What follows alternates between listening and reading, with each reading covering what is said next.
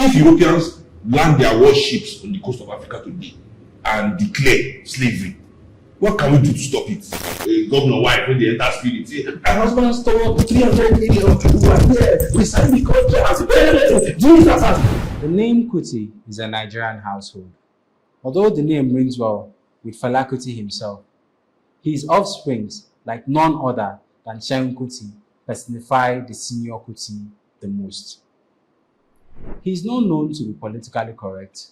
In fact, he feeds Nigerians, even public figures, with doses of political incorrectness. The truth. Olusegun Anikulapo Kuti, born in Lagos on the 11th of January 1983, is the youngest of Fela Senior's children. His style of music is identical. It plays the drum like the quintessential Fela style. Seun, as he's mostly called, is a gifted musician and a saxophonist who is also academically sound. The bubble of Afrobeat artists who can barely string together a sentence in proper English are no match for Seun. It is imperative to stamp as a statement of fact that Seun's presence with BantuPage is as a result of his distinct personality, void of his father's. Born a Fela, influenced by a Fela, but grown into an individual whose genre of music reflects the contemporary Nigerian society and Africa at large.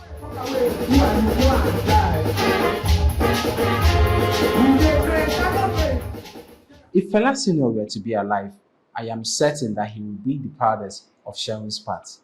Seun has shown that he is an independent talent, albeit born in a home where talent sprouts.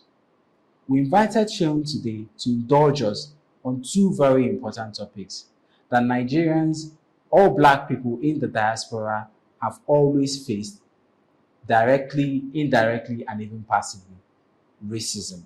Seun arguably makes the case for reincarnation. A Fela reborn. He does not seek to please. He creates authentic and artistic music, the only way known to a proper Fela Anikulapo Kuti. Ladies and gentlemen, join me in welcoming Olusegun Anikulapo Kuti. Thank you for having me on the show, Deleka. Thank you, boss. I hope I did better with that. You did better after our Yaza. Okay, so I intend to improve, actually. So, like I said, we'll be discussing about racism and skin whitening in Africa. Now, Black people are different from every other race. We're different. We're probably the outliers in every other race, mostly because of the texture of our hair and then the color of our skin. I mean, of course, there are dark-skinned people in Asia, Papua New Guinea, and other parts of but they are all our cousins. Yeah. Everybody came from Africa. Right. But they look very different. They look nothing like us. Now, we've been tossed around for centuries. First by the Arabs who came here to buy slaves, and then the white Europeans came, and they made this place a free-for-all restaurant for anybody to just come and take resources and eat. But despite these challenges, I mean, even when slavery started, they now came in form of colonialism, and even after colonialism, they come back as new colonialists. And even with these negative experiences, like Black people are not racist. If you see a Black person who is a racist, it's probably reverse racism. So, my first question to you is, why are Black people not racist? First of all, I think I don't want to think that African people don't have the capacity, that we're some kind of special beings, that we don't have the capacity for such immense hate. Okay. Because I see the violence in my continent, and I know that we can unleash some hate in Africa as well. Sure. Even though it is internalized, and it is internalized for a reason, and that reason is actually racism and imperialism.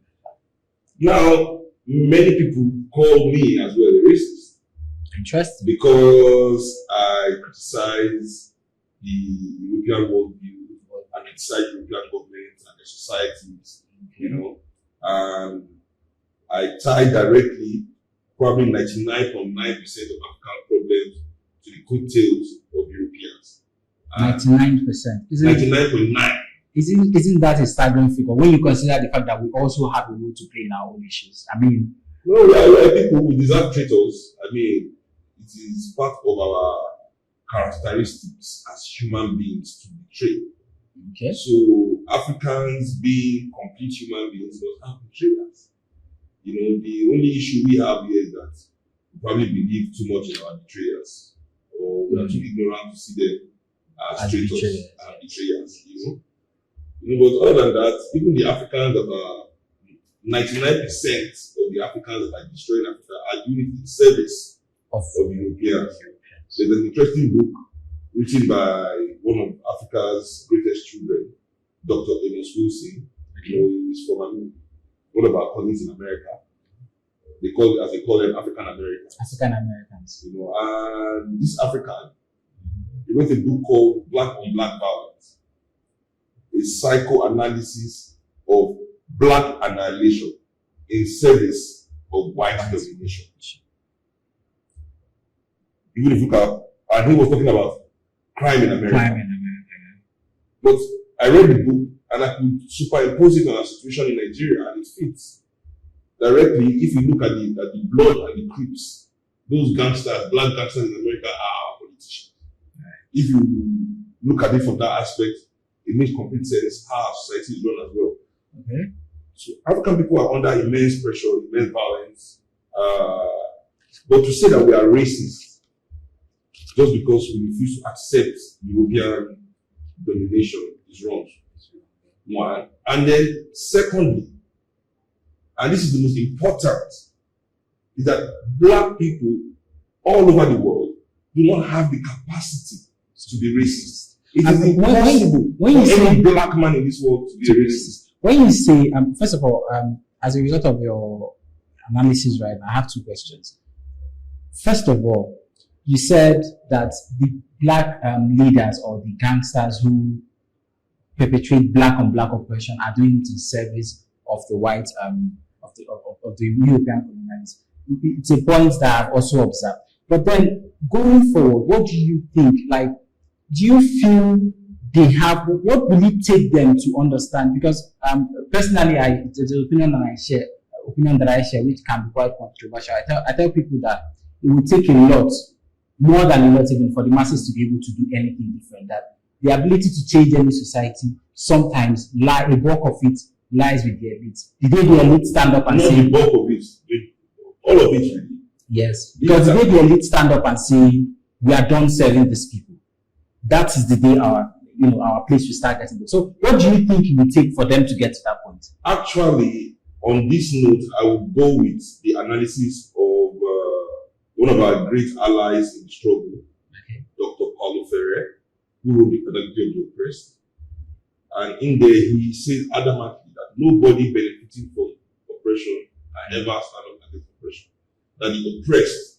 So he preached the new politics. I, for one, agree why Africa is so bad. Because our elites are the only group of elites all over the world, they are not elites like our elites, who are in complete service to outsiders. Every other region you go in this world, even though there are some of them that are in service to outsiders, there are always some that are committed to their nation. Of their land. Nigeria, Africa, we have none of this at the top. These criminals, they succeeded in annihilating, executing, exiling, destroying, silencing any other competition in their own group through military coups. You have to understand that Europe and America didn't experience that kind of cleansing in class warfare. Military coup is a kind of class warfare where the top, so in Nigeria, a certain group of Nigerians have been able to use the military effectively to clear out the board, and impose themselves. Some of them military, some of them businessmen. It's just impose themselves. Different arms of the same people. Exactly. So, on us as Africans. Coming back to your assertion on the fact that black people do not have the capacity. No, let me finish this point. So, Paulo Freire, and I believe that this is possible, definitely, because we are educated as a people to enjoy oppression. We are also oppressors in waiting. I think all Nigerians should read The Pedagogy of the Oppressed. And the ones that can't read it, those that have read it should explain it to them. No, it's true. It's true. I mean, not being able to read is not anything bad. I mean, our government have not invested in the literacy of our people. You understand? So, people that cannot, are just victims of the kind of nation that we are in. Nothing to be ashamed of, really. You know, many billionaires in Nigeria cannot read neither. Trust me, you'll be surprised. Even when they do interviews, they can tell by the way they put sentences together that you know there's no real education there. That's true. Or at least there's no real Western education here. You know, we have to understand that we have the capacity to create something new as a people in this world, to build something outside of those that think they own everything, to organize as a people outside of those that benefit from our oppression. And this is where education comes into play. That's educated us to all the oppressors in waiting. You know, we've gone through their school system, which is nothing but the way for the elites to put their spirit inside of you, because you're educated by the elite of the society. You know, Paulo Freire did a good job opening this phenomenon, because we understand how we oppressed people also act like oppressors to other people who were higher than that. So you understand that, and now that helps you to now start readjusting your mindset. Okay. You are aligning yourself with your people instead of those at the top. That's the problem in Nigeria, that most of the professionals think they should be allies of the elite instead of allies to the people. So bankers are there laundering money, teachers are there corrupting education, police are there taking bribe, all you people are there bunkering. You know, is that journalists are there taking bribe, lawyers are there allowing injustice, judges making unjust so the professionals are in allegiance with oppression because of the education we get. So we have to educate ourselves. If we say we want a better nation, we must understand that your education is the core of the things you need to do to get a better nation. To get a better nation, like to enlighten the mind. Well, the education that you're talking about, I will come to that. Now, on your assertion about black people not being able to be racist, I want you to make us understand. We had a brief discussion about that before we came on. But I want you to make us understand, for the benefit of the people watching, why you think black people do not have the ability to be racist. Is it because they have the ability, the capacity? The capacity. Yeah. Okay. We lack the facilities, fam.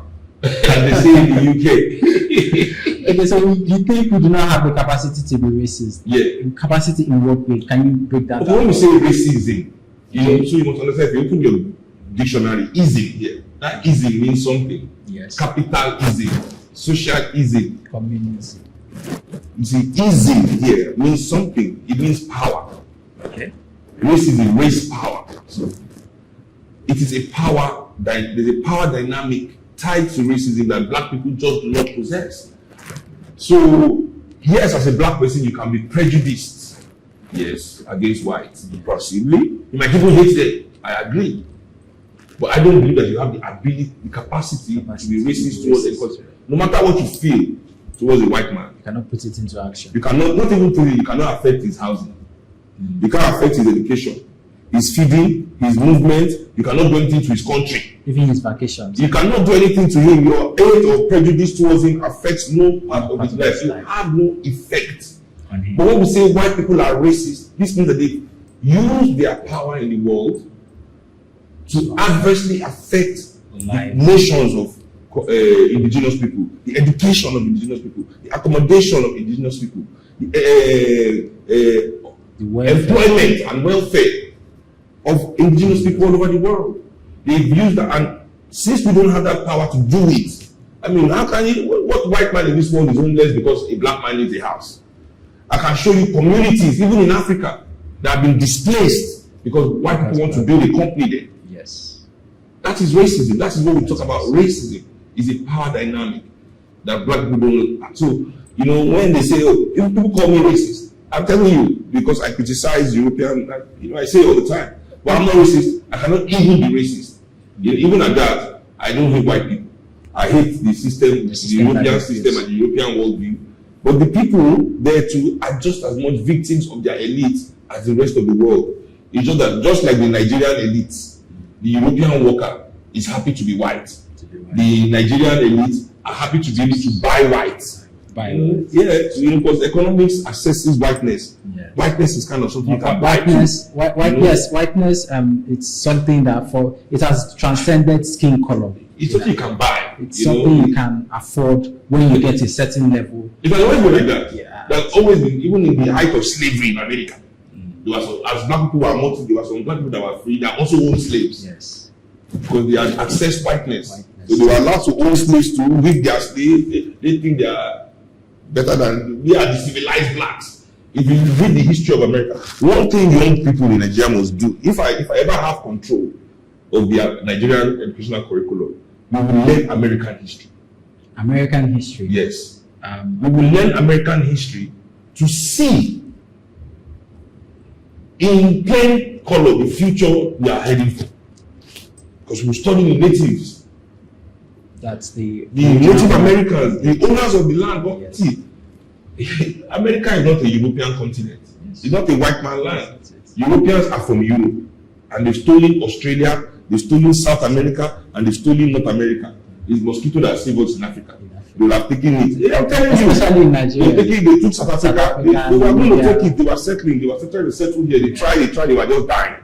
The embassy in Lagos Island there was called the Iron Coffin. You know, their metal, during colonial time, their consulate was a metal building in Lagos Island. They were dying like flies. Anyway, the history of the Native Americans. That's the history, I mean, not the American history. The American, okay. Because, you see, some Native Americans supported the whites because they called them the civilized. The civilized ones. They could wear suits, they could be... What Malcolm X described as house niggers. They gave them all the privileges of whites. They were using them to fight their brothers, to annihilate the bulk of their people. When they had finished the war and collected the major, they call the migration the Trail of Tears. You can Google it. Google the Trail of Tears and see you can. They were pursue them from New York, from old Cleveland, from all the places that they thought they had all the big houses. They were millionaires. Send them to refugee, all of them, refugee camp with only the things on their back. So all these black people that think that they are something, stealing and destroying their brothers to go and buy a house in America, buy a house in UK, thinking that they are white. Yeah. You know, when they are in Lagos, they say, I don't get to know him, man. that part of it is. You see, these people, they don't understand anything. They are stupid blacks. And I call them stupid black because they have the capacity not to be ignorant. Yes. But because of the access that they have. They choose, you know, to believe the lie they tell themselves.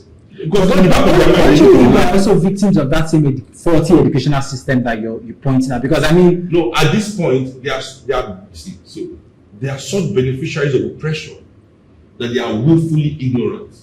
Willfully ignorant. So you have the capacity to push beyond your limits, expand your view and see.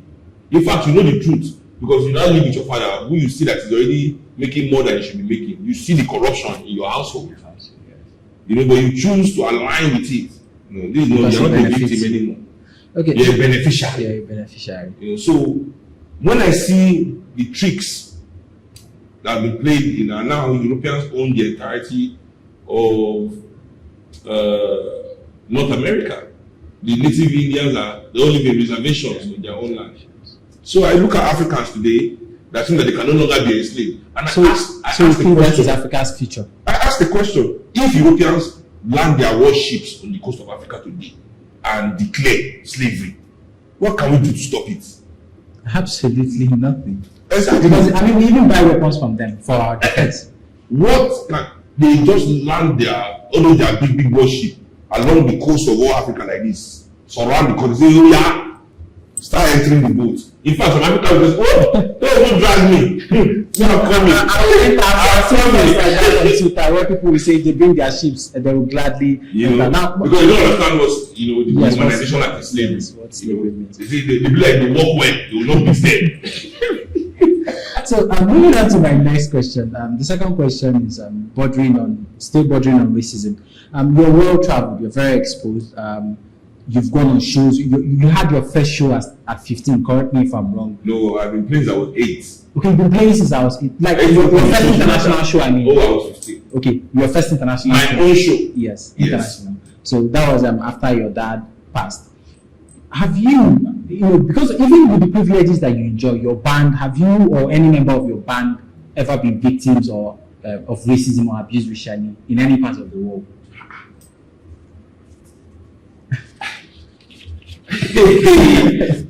Let me give you a story. Okay. The president of Africa, when he was terrorist attack in France. Okay. That's what was going. Greet the French people. The French people. They ordered them inside bus like a sardine. Okay. I Even the president of Africa. The president. Not one president. President. Hey. European racism is like cookies and cream. There's no black person in Europe that really experiences racism. If you have cousins, brothers and sisters that are working there, whatever they are, in their office every day, but they just, they have to take it. They've gotten used to it. This is why Europeans are happy to employ plenty Africans, because the Africans don't mind racism. They don't mind overt racism. Yes. But the Caribbeans and the African Americans that have been with them for 200 years, their eye don't open. They don't take that shit anymore.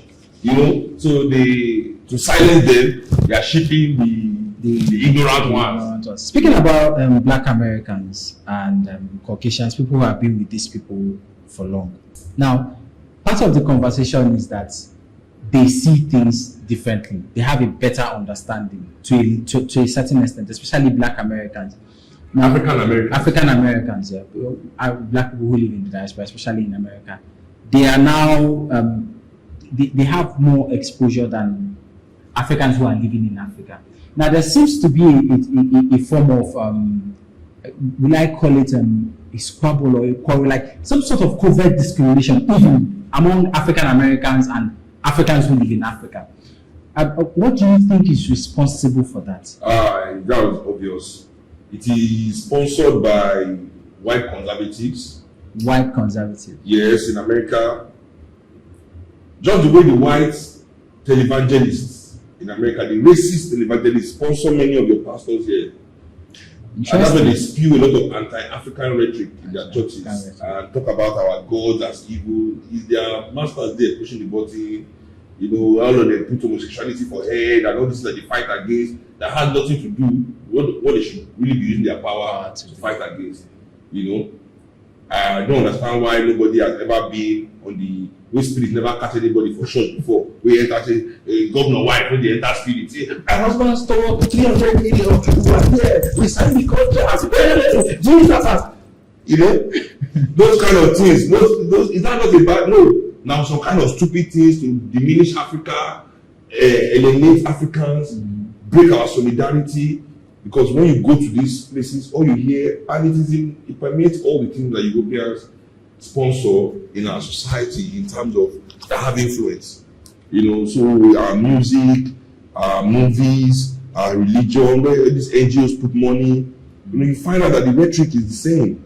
Your father wants to kill you, your mother wants to kill you, your sister wants to kill you, your brother wants to kill you, your auntie wants to kill you, your best friend wants to kill you, your wife wants to kill you. So we in the cities, we are afraid to have solidarity with our brothers and sisters in the village.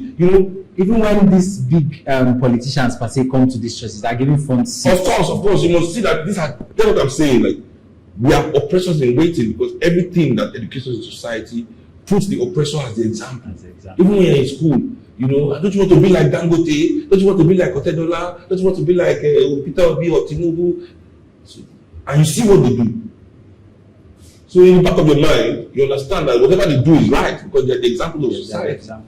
Role model. So it is the same thing that happens.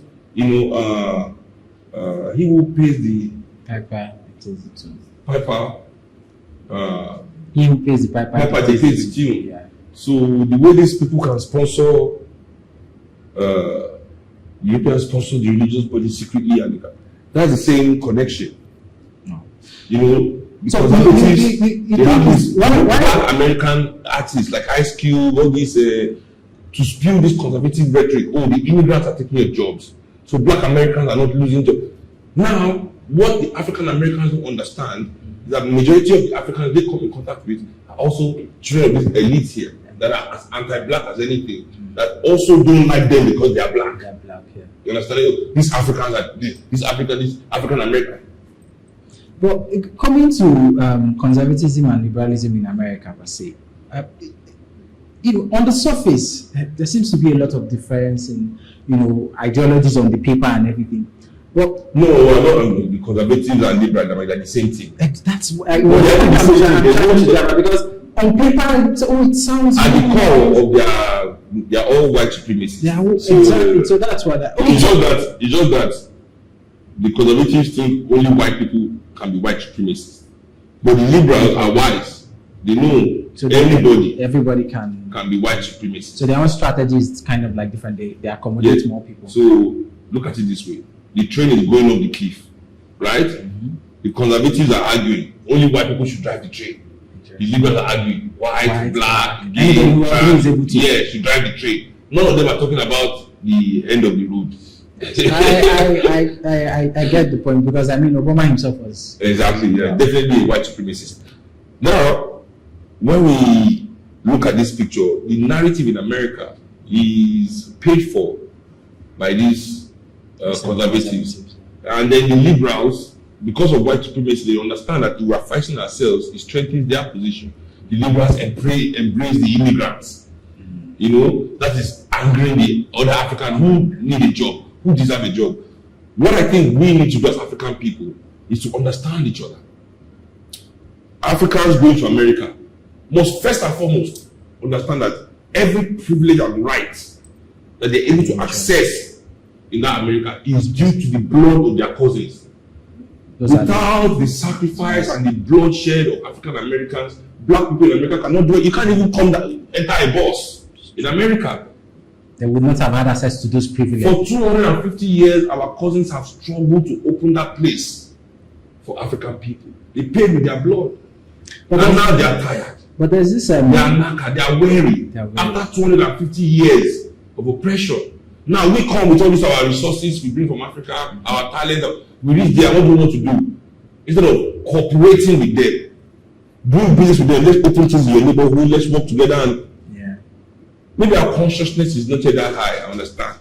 But instead of cooperating with them, we arrive there competing with them. Because you know, we go there with the survival mindset.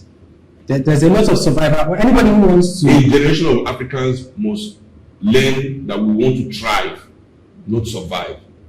You know? And instead of surviving, let's make some sacrifices to thrive. Surviving is an endless sacrifice of yourself. You are the one presenting yourself on the altar of capitalism to be bled. And I was saying this to a friend of mine some days ago. Like, I don't think Nigerians are tired of suffering or tired of this system. I'm telling you, because we continue to sacrifice ourselves at the altar, but we don't complain that the altar exists.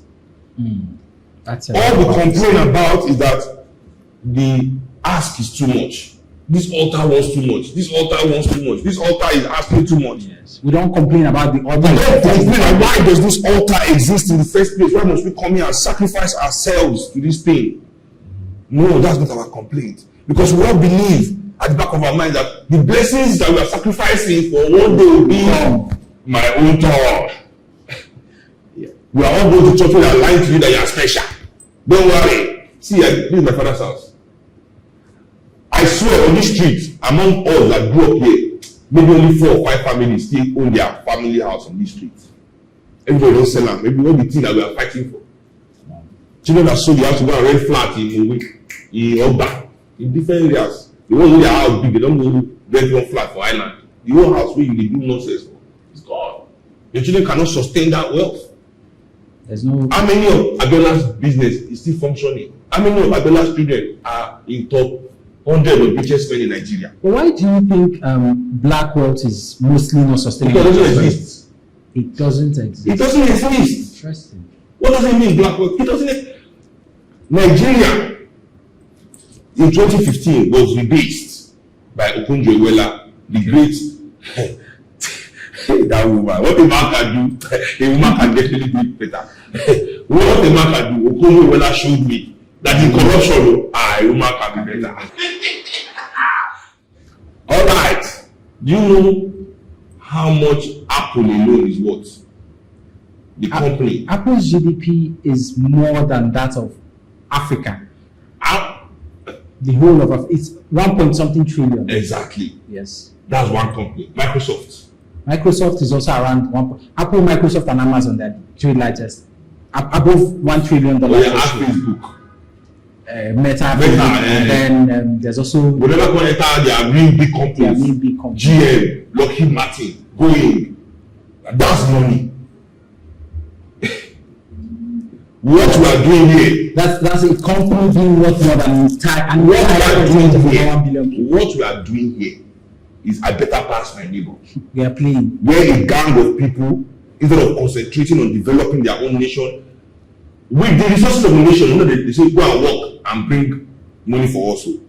What we have, let's use it to be great. You want to use it to show me that you can buy new pens. When billionaires can only buy things, don't you see that there's a problem? There's a problem. So when they say white black people cannot, there's nothing like that. That whole thing is an illusion. Any black man that say is an illusion. When he die, the people who have money will come collect them, and they'll give it to the next face of that you almost worship. To pretend to you people as if something is. So yes, you can always consume their goods like Jaja Wokobo. That's we don't read our history. That's another thing. They always prop them up. I didn't use that Wokobo a slave to usurp the whole of the Boni kingdom, steal the palm oil trade, using that kind of a slave revolt, that kind of the oppression of the Boni people. They put Jaja Wokobo there. He sent his army to go and fight with the British to destroy the Ashanti and the Ashanti people. Steal their bodies too. When they finish the war, people will send out sword of this thing, give a title. What did he give him? One God with that title, like order of the British, whatever. Yes. Now one day he died as a slave. So they took him back to where they brought him from.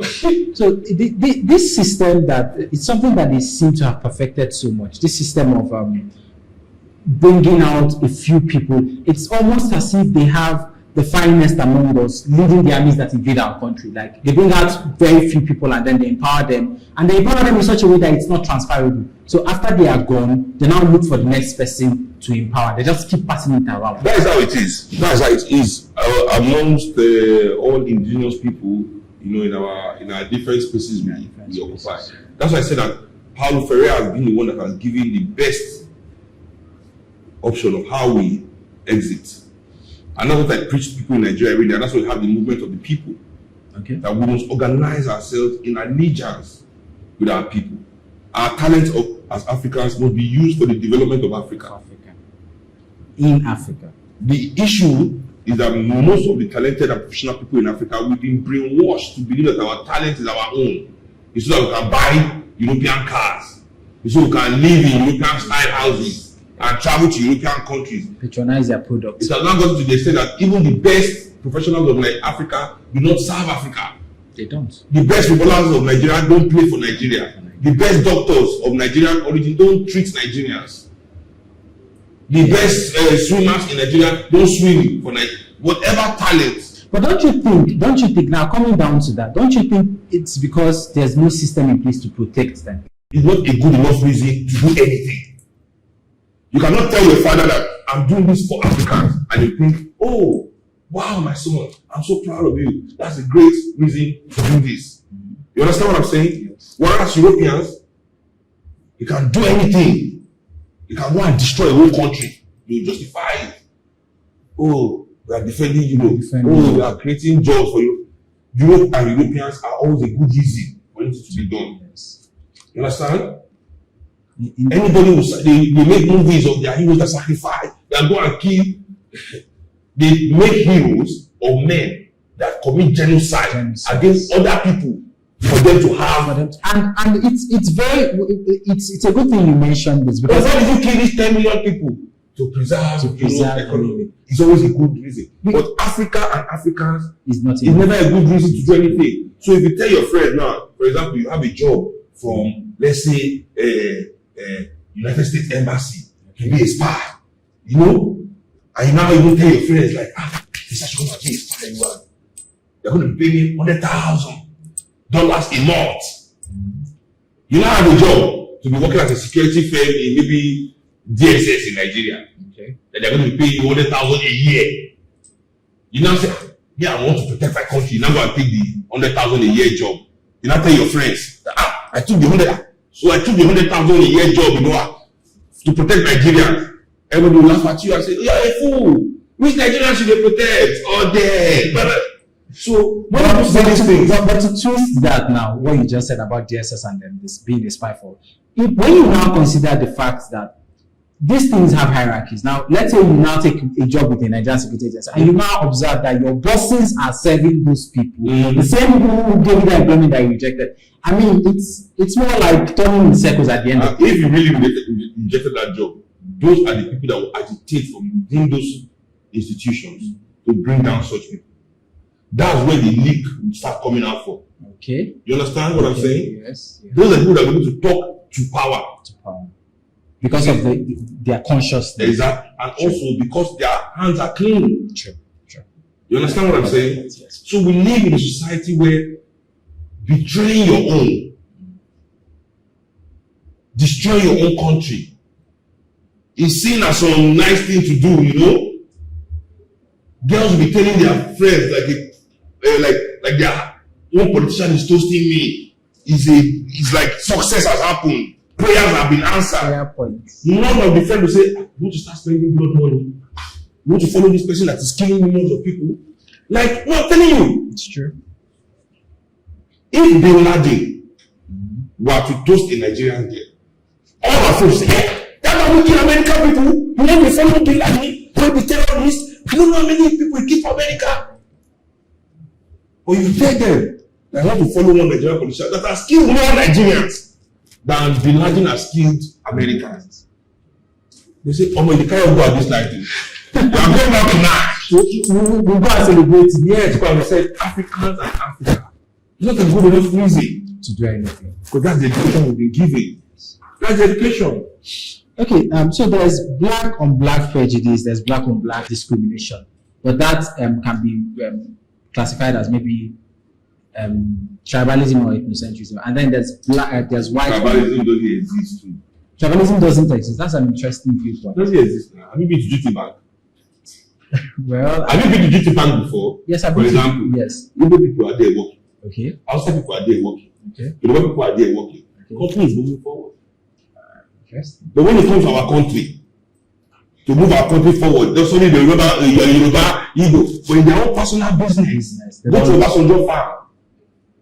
Igbo people are working there, I'm sure. Hausa people are working there, I'm sure. Yoruba people are working there. His farm, the farm done, they say, not be say, but they say the farm in reach Cotonou. Wow. The way it's growing. Go to any business of any of the rich men in Nigeria. All their banks and their schools, their private universities, they build left, right, and center, their secondary school, they own all the hospitals, their malls. Is there only one tribe of people that work in each one?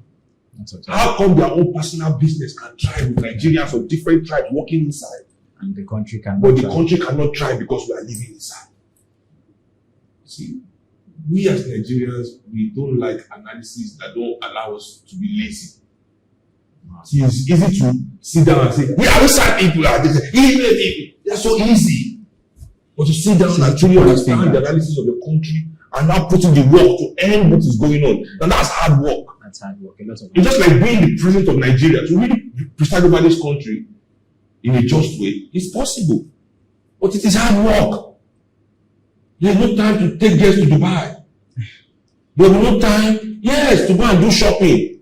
There'll be no time to watch football. You won't watch football. There'll be no time. You have no time. And every day you sleep at 10 p.m. because you have to be up at 5. Hey, there's not like a Nigerian politician. You will see there you are up at 3 a.m. still doing meeting because you don't have work the next day. You don't really have anything you want to do. You understand?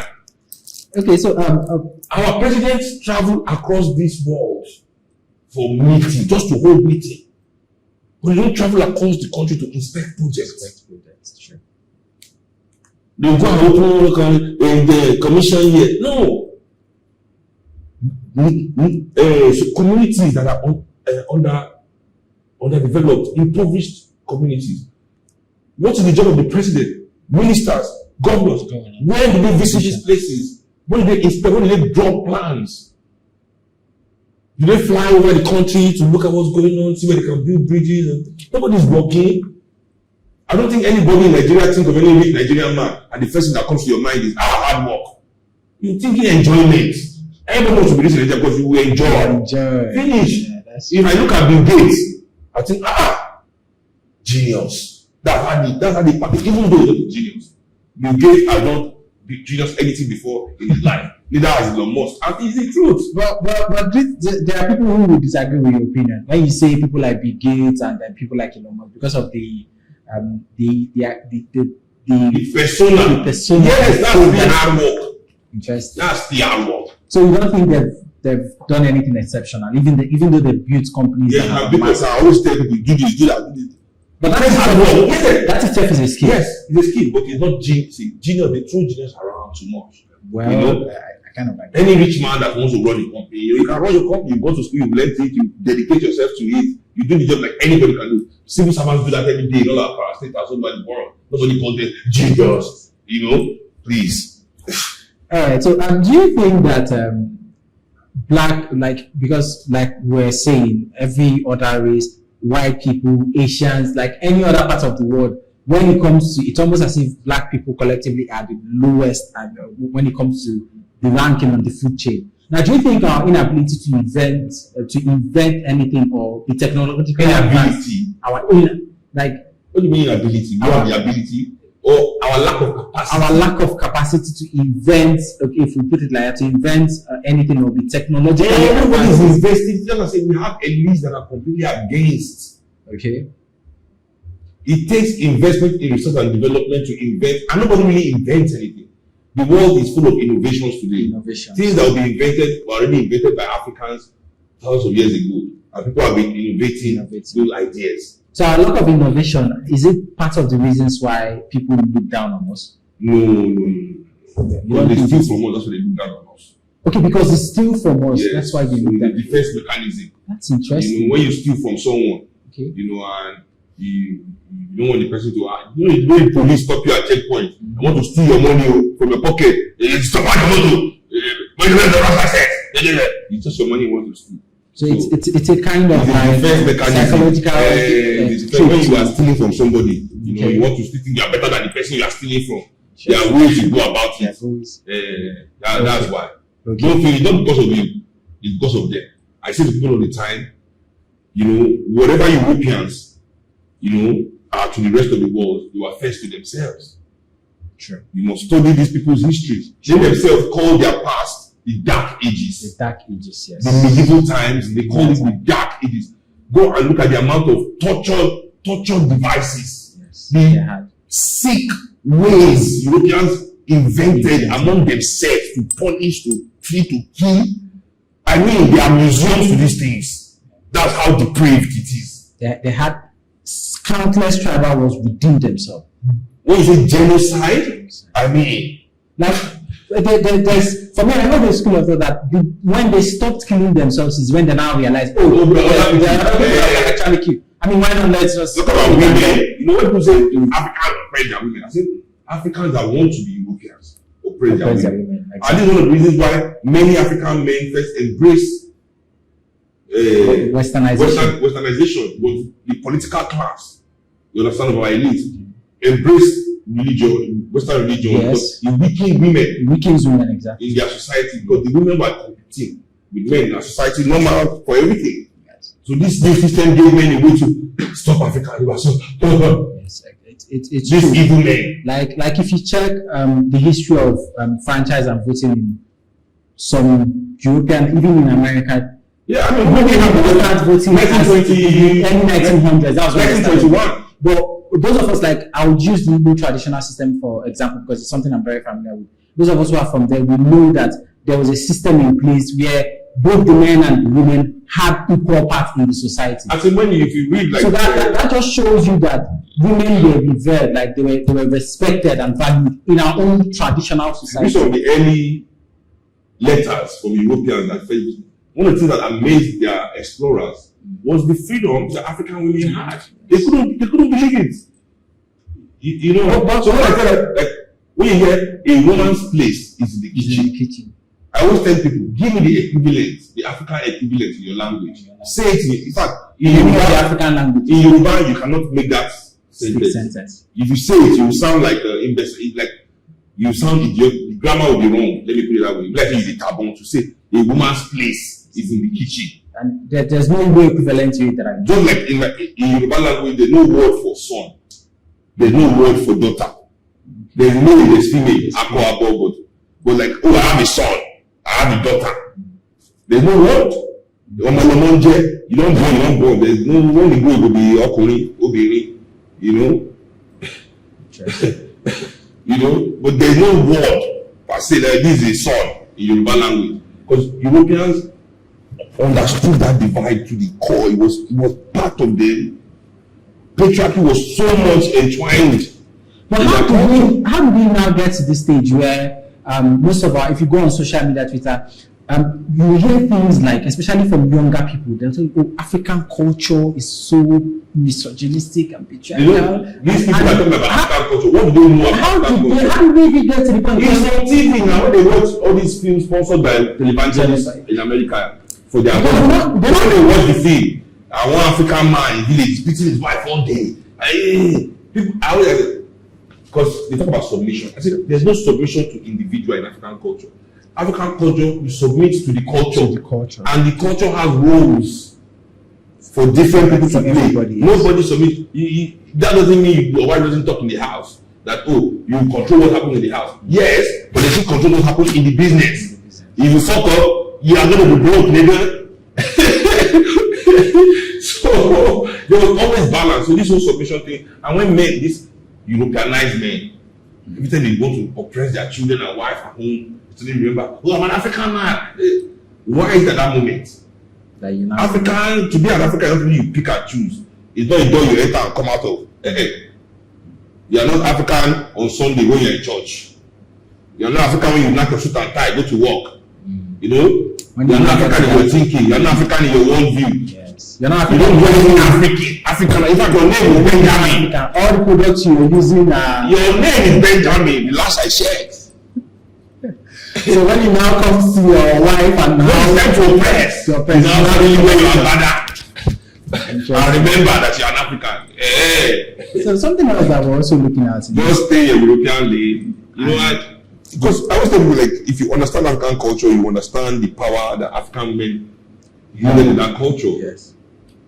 You know, our religion, for example, every religion is a reflection of society, of that society that created their mindset. Yeah. So that's why we have gods and goddesses. When women are risen to the point of worship, which is the highest point in any society, when you get to the point of worship, that form can no longer be said to be oppressed. To be oppressed, exactly. That's why we give Europeans, this is becoming a history lesson. We give Europeans their first religions. So when you hear Zeus and Jupiter and all these things that they used to worship back in the day, they got that from Egypt. We gave them that condition because we civilized Europe. And then the Socrates, all the masters of their life, and was all studied in Greece. With African people that were black like me and you, not the Arabs that live there today, that have usurped and stolen our brothers' land and pushed them to the back of society where nobody sees that the real Egyptians are like you and me. So everybody look at TV and think Egyptians are Arab white people. So even at this, that's why Europeans have to reject Zeus. Even as we are Christian and Muslim in Nigeria, some people still worship a family. It's true. Shango, all the gods still have their family. Why is there no single European still worship Zeus, Jupiter, Athena? All those they are ancient. What happened to it, Congo? You also understand that Europeans are the highest extremists. They're very. When they decide to move, they don't move. It's true. When they put their mind to a thing, they do it. All the Europeans that did not move were born at the stage. They wanted to hold on to the African worldview. You want to see the African one, we say we don't see Jesus. Born this one, crucify this one, cut this one. All these communities and societies were exterminated, wiped out. They didn't live for what they found to embrace. This God that doesn't have wife has a son. No single female priest in the Bible. No single female angel. No disciple. I say no female angel. Any woman in the Bible must do bad thing. Anytime woman show face, whether they are both Quran and Bible. When they are living in VI that time during colonialism, you see the way the woman will tear wife slap for hours. That one will cry. You say, so to be civilized, you say must tell your wife slap. Say you know they see the one Mr. Johnson they give her. But we're not at that stage where how did we because this discussion about men and women and power and the balance of power within both societies is something that's very important in today's society, because now most times when we see Nigerian migrants who move abroad with their wives, we hear all kinds of stories on the internet about how the woman is now using the power of the legal system in the place to subjugate the man. So how did we get to this point where these people who created these oppressive systems now present themselves as the messiah to the women who now go to organized courts within that place to be able to let me give you a story. Let me give you a story. A friend of mine working in a company, right? They were interviewing people for workers. Okay. Africans don't know how the world works. Case closed. Interesting. We don't know how the world works. Africans don't know how the world works. Case closed. I'll tell you. Okay. So now my friend told me they are sitting in this thing. They interviewed an Indian guy. Okay. They were Indian people on the company side. They interviewed their brother. They give her work. Asians, everybody, white people come. They interview their brother. He reached the turn of one Nigerian guy who will interview one Nigerian guy. He tells the guy, say, even if he interviewed him, he will recuse himself because they be Nigerians together. To show the guy, say, I ain't good pass. Interesting. So we don't know how the world works. Beyonce is telling you to leave your boyfriend if he cheats. She did a whole album about husband cheating. She didn't leave. Interesting. That's an interesting idea. Hillary Clinton, okay, is the number one feminist of the world. Sure.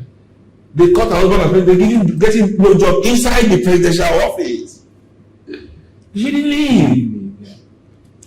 So how the world works and how they want you to see the world is two different things. Two different. And I think that women that go there and show their men pepe, it's because those men have shown them pepe there. You know, and it is not in our place also to put mouth in people's personal relationships. If a woman wants to deal with her husband, let her deal with the husband. If the man wants to deal with the wife, let him deal with his wife. It's not my business. It's not my business. Don't take it to court. Take it to court. I don't put my mouth in personal relationships.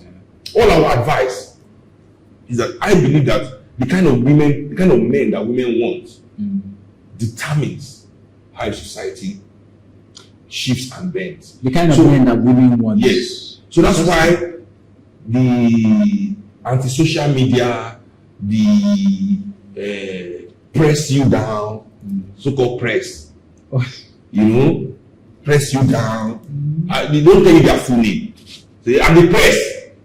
The press cannot be one word. It's press you down. Let it finish. Okay. You know, the only thing is printing press. It's a lie. Press you down. It's press you down. Interesting. So, anti-social media, you know, these people are billions are spent on entertainment, on religion, on media to create, you know, a false narrative for women to key into, you know. So we live in a world today where people's character matters nothing. Everybody talks about the bag. Oh, I love a good job. It's kind, na kindness a good job. Everybody's about the bag. Oh. So for me, that's why so much is done to manipulate the feminine, even feminine energy generally. In capitalism, feminine energy must be rejected because it's subversive.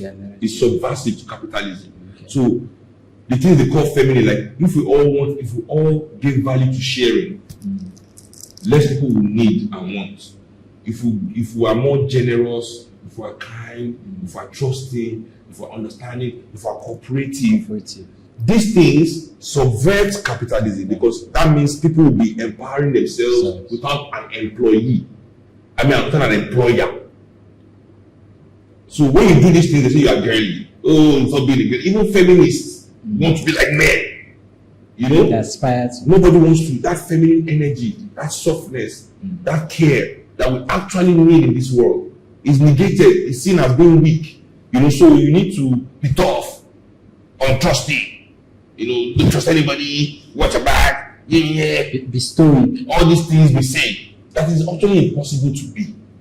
You know, honestly, because as the more you do it, the more you break your own humanity too. You know, so this is why this kind of energy is being projected in the world, so that, you know, people like, so that these terrible men can have good women by their side who don't see their evil deeds as bad for their characteristics, because now they are successful. You know, so as long as they're successful, whatever evil thing they are doing doesn't matter. So what I always say is character matters. African women have a big role to play there, you know, in shaping our society with the kind of people we mate with and the next generation that we bring forth to the world. You know, say no to evil men. I mean, can we get this hashtag going? You know? Hashtag say no to. So finally, my last question borders on skin whitening and then skin bleaching. Now we've had an increase, a surge in skin whitening in recent years. A lot of people, basically the impression and the notion that has been pushed by press you down, if I'm going to borrow your word now, is that it's my father's coinage. Okay, not mine. Is that white, everything white is beautiful and everything black is not beautiful. White is now the standard for beauty, which is something that has affected Africans psychologically, especially in Nigeria. So a lot of people are now bleaching their skin. So see, let me tell you something. Okay. Every skin bleacher is a victim of capitalism. Interesting. See, whiteness, there's something about whiteness that gave it the edge in its war with blackness. That in African philosophy and worldview, one of the concrete tenets is this: just because you can do something doesn't mean you should do it. Africans hold that thing so dear because it allows you to be humble in the presence of nature. Really, we use that actually to preserve nature. Okay, because you can cut this tree down, because you have the, doesn't mean you should cut this tree down. You understand? That tree has a role, it has a life, it has no spirit, it has something to do there. We give it, we now even start giving the tree fucking spiritual powers. Yes. Where we use go and worship at the ancestral tree of this place. We give things their respect. Not because you can't say, oh, you're just a tree. Yes. But you see, whiteness, if you can do it, do it big. They're not just there. Do it big. So they can create nuclear bomb. Russia alone can have 5,000. When the whole world, just 200 nuclear bomb, the world is destroyed. No more world. Not the planet Earth, not life, but our world. Our world is a concept. Yes. 200 nuclear bombs will destroy the world. And Russia alone has 5,000. 5,000. America has 60,000 or 3,000 or something. UK 1.5. See, you see that kind of madness. These are the people you say are civilized. You know. Anyway, this concept, Europeans make cigarettes. Okay. Kills millions of people, but they make sure it's done big. Well, nobody can ban it. You understand what I'm saying? Because Europeans make the best cigarettes. And they make a lot of money from it. Alcohol. See? It's so dangerous, just like cigarette. People say cigarette is dangerous, people are not smoking, get killed by cigarette. But no matter about how dangerous alcohol is. That even people that are not drunk, they are standing at the bus stop just waiting for bus, a drunk driver will come there and kill you. Because of alcohol. Because he's drunk. Alcohol is sold everywhere. As we are talking now, somebody has died from kidney failure, liver failure, accident, different atrocities. You understand what I'm saying?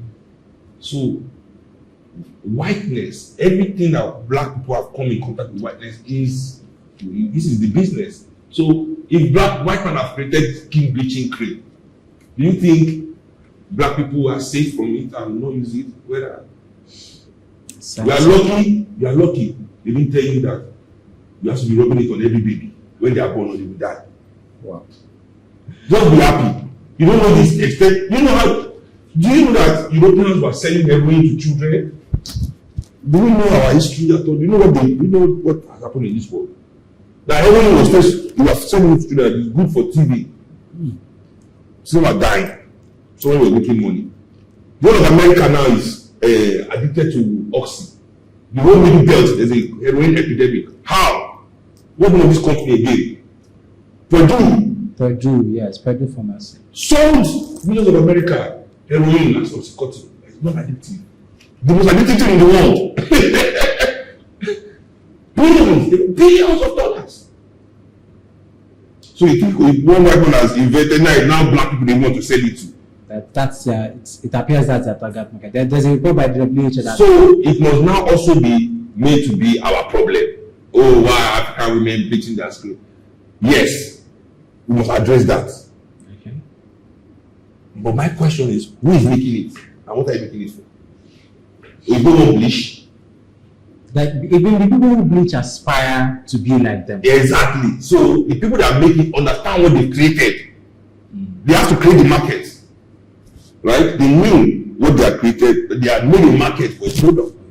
Right? Even with natural hair, there seems to be this craze for artificial wigs and imported and stuff like that.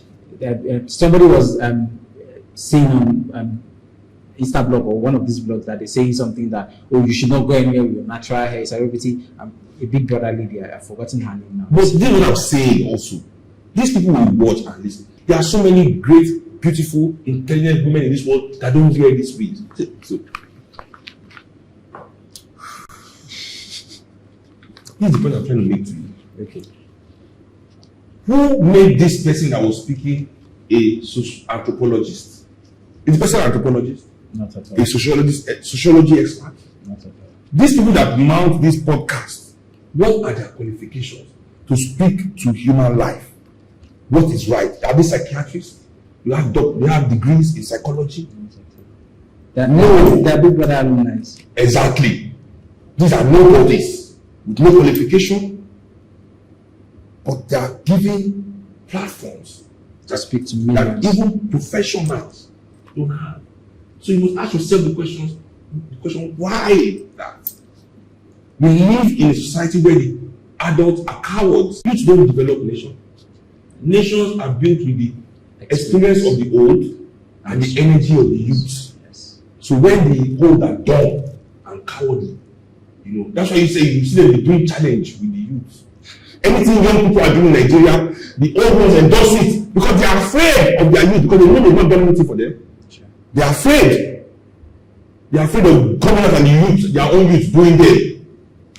So they want to be popular. They want to be popular instead of grown up as they should be.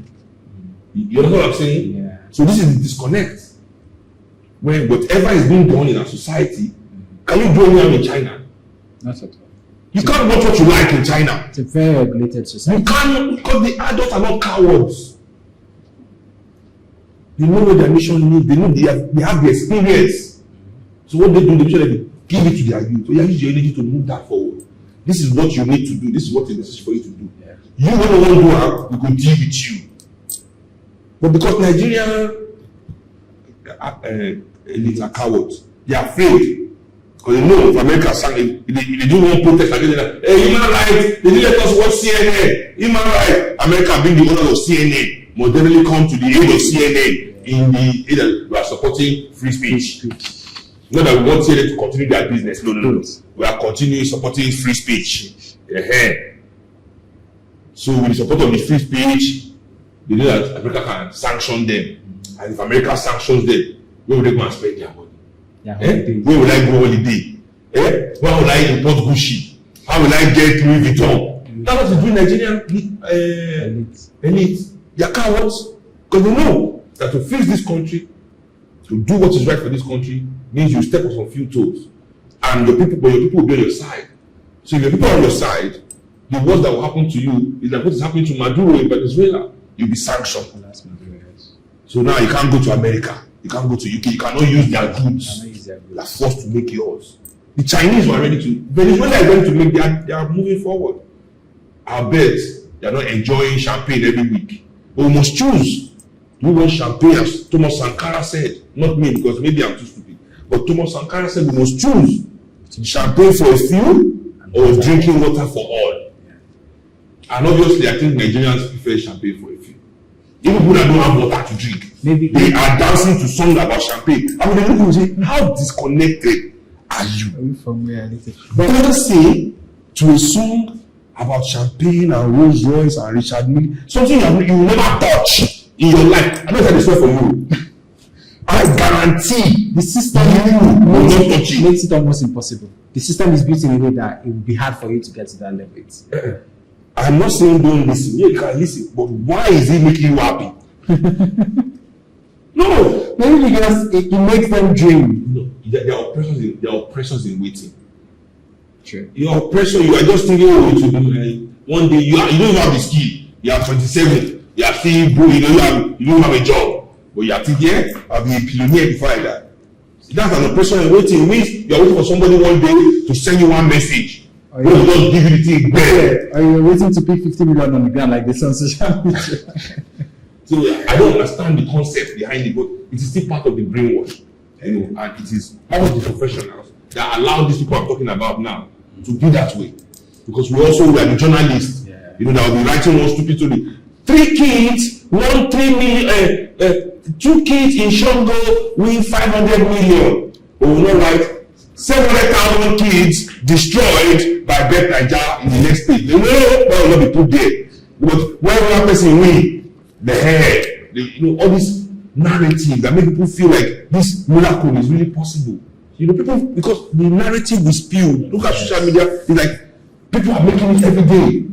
Everybody's just making it every day. So you think, it will move for all. I think they done. If I just work harder, if I just go to this event more, if I just do it.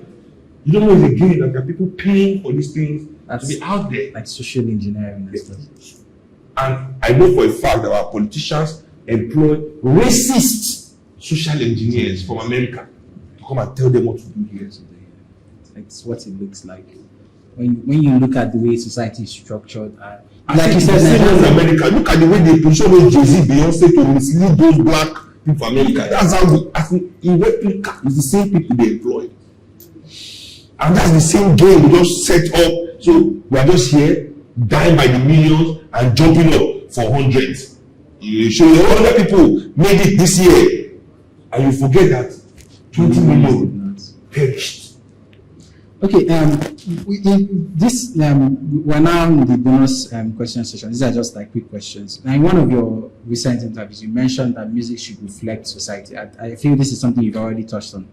But do you think, with the whole Afrobeat boom and Afrobeat now being global, do you think that music in Nigeria reflects our reality? Because when we see, you said a lot about it. When we now see things on social media, Davido is buying this jet, this one owns a particular private jet, and this one spent how much in the club, millions and everything. People, they not create that impression outside of here, even within here, that there's a lot of money. So do you think that the music we're making now in Nigeria reflects our reality, or do you think we need to do better in terms of making music that reflects our reality? Yeah, I don't think I have to answer that question for anybody. As I said, I made a process like fake people are worse than fake drinks. I'm sorry, I'm sorry. And for me that was the fact. We've embraced so much fakeness. I said people are paid to lie to people. This Monday everybody is saying, me, I'm an African, say, I know for a fact that Africans don't have money. It's almost as if we have a numbers problem here. We don't have money. Yes, we have some people that can access the wealth and do it. But as Africans, there's no money there. I know that. That's why one of my great ambitions in life is to see an Africa where we are truly beginning to grow wealth for our people, and not wealth from exploitation or extortion or corruption and imperialism and just extracting completely and exploiting a whole. No. We'll find a different way because we have been blessed. We're blessed people. Not only can we grow ourselves, we can help the world to grow in a new way. And that for me is the hope that keeps me going. That truly Africans of my generation have been blessed with a unique position to be the ones to start a new world. And that, for me, nothing is greater than that. Nothing is greater than being part of something that the ancestors have given this kind of opportunity to. And as Frantz Fanon said, every generation, no matter how obscure, every generation out of relative obscurity must find their mission and either fulfill or betray it. I feel that we as Africans of this generation, we are so blessed that the ancestors have put our mission right. We didn't even have to, not even in relative obscurity. So currently, are we betraying? Are we fulfilling? Those of us that are embracing it, and those that are fulfilling it, and those that are fulfilling and embracing those that are betraying, and we know ourselves. Case closed. I think that's what that. Even if it's not our generation, it is our duty in this generation to at least not let the torch die in our hands. You understand? We as Africans are children of sacrifice. So many, even though we all want to worship a Jesus that died knowing he would wake up, we had hundreds of great Africans who gave their lives, literally gave their lives, and they knew they were not going to wake up. They gave their lives so you go to school, so you can enter the bus, so you can vote, so you can have a degree, so you can have a job, so you can be a doctor, you can be a lawyer, you can be anything you want to be in this world. They paid their price. That ladder you are climbing is built with their flesh, blood, and bones. And for us to climb that ladder, get to the top of the fence, and I say, I'm a self-made man, and kick the ladder over so that other Africans can be down, looking up at us while we throw crumbs down. It's the greatest disservice that we can do to that sacrifice. Especially when none of these motherfuckers that are in those positions have anything to do with those that have made the sacrifices that we enjoy today as African people. We are not Europeans, we are not Asians. We are the only group that were not invited to the table for anything. Nothing. Capitalism and imperialism wanted to subjugate us completely forever in our lands and in their lands. We are given an inferior position. We are never going to be free. Our people freed us. Nobody gave us anything. We paid the blood price, and we are children of that blood price. No African man in this world can be self-made. That has been taken away from you by the imperialists. You are a child of sacrifice, and our duty, when we decide to embrace it, is to pay that sacrifice forward. And the job of our oppressors today is to make sure we forget those sacrifices, so we continue to misbehave.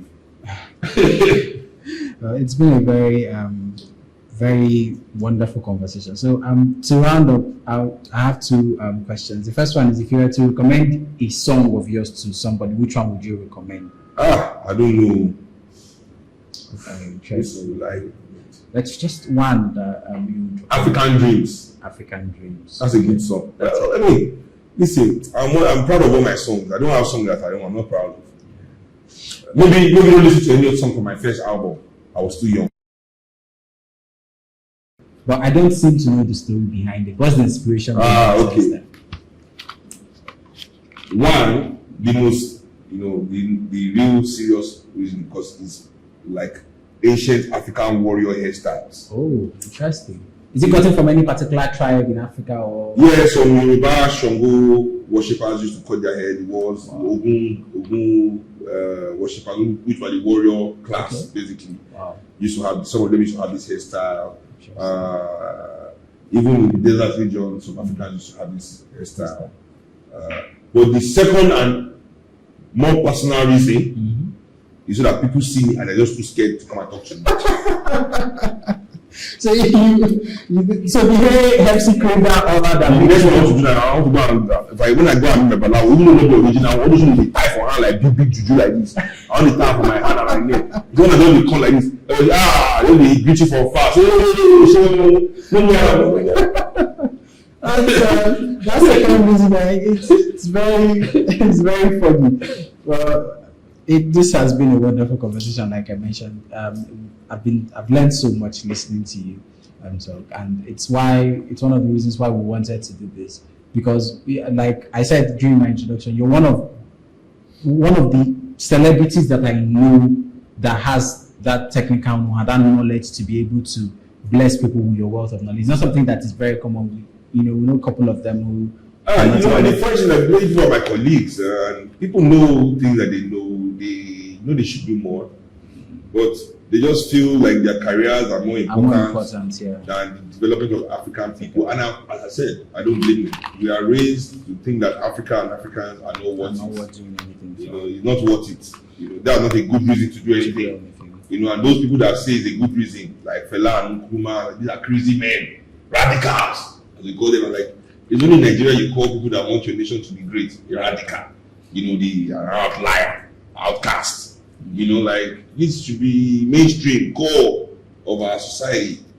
As I said, our elders are cowards who rather watch the youth go astray. Because they are afraid of being booed. And also because they are guilty, of the wrong path. The youth are wrong. They don't want to own up to their mistakes or deliberate atrocities. The nation, as I said, African people is not a good enough reason to do that. Anyway, thank you. And on behalf of the movement of the people, MOP, thanks for having me on your show. Let me plug in my political movement. In case you want to find out more about what we're doing, you can check us out on mop.org.ng. Is MOP, is it like a political party? Do people intend to run for offices soon? Yeah. So in 2027, we should be expecting hopefully kind of MOP a shift from that norm. If it is, what is the core basis of the ideology that MOP is a Pan-Africanist socialist party. Socialist. That's an interesting classification. Yeah. Well, communism, many people mistake socialism for communism. Communism is a European interpretation of socialism. Socialism has existed for thousands of years before the Bolsheviks. You understand? Yeah. Africa, even Karl Marx said it himself that African societies were his inspiration when he was writing his Communist Manifesto. There's a reason why, at least if you are my age mate, your grandfather is definitely a homeowner. And he never worked for anybody. We in Africa, we were so well organized and content that we had what they call trust markets, where people just left the things they were selling. Nobody had to watch it. Europeans, I'm sure if you tell them about that, they'll be like, are you stupid? Since we become Europeans now, if you say you want to do market and just not be there, you're a stupid person. But in Africa, as Africans, it was normal. It was a normal thing to do. But this is because our society were based largely on socialist principles. Education was socialized. Kids were highly educated. A child knew his environment like the back of his hand. Everybody knew the law. So with MOP, are we going to see you run for office in Nigeria? No. I already have a job. What I want to do though is to train young people, politicians. They don't have to be young. I'm not into this demographic politics. Politics of demographic. Talking to you about young people as if it's an ideology. Youth is a demographic. In 5 years time now, I'm no more a youth. So I don't have anything to offer Nigeria again because I'm now 45 and above. That's such nonsense. The issue we have here is not about young people not being. Actually, the issue in Nigeria is not that young people are being young. As I said, old people too want to be young. This is the problem. You have done your 20s, you have done your 30s. Leave the streets for the young people. Go inside and read a book. Organize, form unions in your offices. Start discussing about your needs. It's now time. No, they are there, leg walking with the young people. In the club Monday to Sunday with them. In every party with them. Every event with them. Everything they are doing, you are doing. Every cloth they are wearing, you are wearing. Every trend they are setting, you are joining. What's wrong with you? Grow up. Let the young be young. Grow up. The same thing you've been talking about in high school. Girls, money, car, rap music. You are still discussing it in your 50s. What's wrong with you? What's wrong with you? Are you too afraid? I'm telling you, they're afraid. Cowards. They don't want to go afraid of growing up. Afraid of the young. They're just afraid. Once a Nigerian gets to that 45 age, just becomes like a headless chicken. No direction. He's in the club. He's wearing tight jeans. He's wearing abada. Just calm down and grow up. Your wife is angry at you. She's angry. Your children don't really respect you anymore. They see you coming in drunk every Friday, Sunday, Saturday. Come on. Grow up. So young people should be left alone to be young. They are finding themselves, they're trying to know what is good for them. Don't put your responsibilities on them. Young people. Let them be young. Do your job, do your own job. They're not the ones spoiling, allowing our internet to be slow. Is it young people that own the internet company that do the work that don't allow internet to be fast? That is cutting my call every time I call, I have to call 3 times. Is it young people that are doing that one? They are not building good roads. Is that their problem? Is it young people that are not manning the hospitals? And is it because of them that doctors are leaving the country in droves? It's not. It's so why are we talking about these young people? What do we want from them? Have you built them libraries, youth centers, job centers, community centers where they can actually do positive things? No. Every street, hotel and nightclub. This street, 2 hotel, 1 nightclub. My street. That one is too much. My former street, 4 hotel, 2 nightclub. Interesting. Amen. Let's not go there. Every corner, hotel, nightclub, hotel. Then you complain. This is people just stand. To be on the wet. It's not learning. This is what they have to do. They are learning things. They are seeing the world. They are being young. Why people will give their children backpack 1 year, they leave their house, just travel everywhere. Find themselves in their own words. They'll go around their country. Che Guevara was on have you read his motorcycle diaries? Traveling across South America. That's why he became Che Guevara, from the son of a racist doctor to one of the icons of global liberation. Do you know if you didn't have that exposure, that year on that motorcycle, going across all the communities in this country, how many young people have gone across Nigeria? Can even afford it? If you can even afford it, the safety. That's another thing. The roads are not safe. You have to put kidnapping money aside, your fuel money. That's okay. Thank you very much. Please leave these people alone. They are trying their best. I'm on the side of the youth. I'm on the side. Leave them alone. Let them be young. If they want to engage in politics, it's a bonus. Please, All right. Come, let's work together. But you adults, you professionals above 30, you need 30, 35 upward. You, what are you doing? You are talking about. So please. You are there fronting your money on the 20-year-old. You need to smash on their babe. That's what you are doing. That's why young boys are criminals in Nigeria. I tell you that. When I was growing up, why would they do Yahoo? Is because we toast bold now, normal. We don't go drink ice cream, drink coke, normal. They come your house, now watch TV. Normal, you're not able to buy anything like a bag at the age of 20. I didn't experience that. Now my good designer. But now you people living your age, you don't see one young girl, you call the pasteurize her with Louis Vuitton, all the things that her mates cannot buy, and her mates too like her. What do you want to compete? What do you want them to do? When they pack all the bill, now because they can't see Yahoo to compete with you, to retain their property. Now when they jump everywhere, you thieves in banks, thieves in oil companies, thieves in government, you're all thieves. Because they talk to Yahoo boy and thief. I say you never thief that day. Yahoo boy never even hammer that month. You don't do like 3 mago that day for office. That's an interesting angle. No. Let the youth breathe. Let the youth breathe. No, it's VF. Okay, breathe. Oh, that's let the youth breathe. That's okay. That's a very good way to round this up. So Seun is making an argument for the youth. He's telling the older people to let the youth breathe. Breathe. Okay. So I hope I'm getting it right. So that brings us to the end of the show. This has been a very wonderful conversation. We've learned so much, from racism to communism to capitalism, even to skin wiping, and even to Nigeria and other parts of the world. We've touched on almost everything that we came here to discuss today, and my guest here has been very educative. So my name is Ndemika. I'm signing out, and I'm saying thank you for being with us on this particular episode. This is the inaugural edition of the show, and trust me, there's no better way to start off a show than having a guest that is this rich in knowledge. Thank you very much for watching, and enjoy the rest of your day. Join MOP. Join MOP.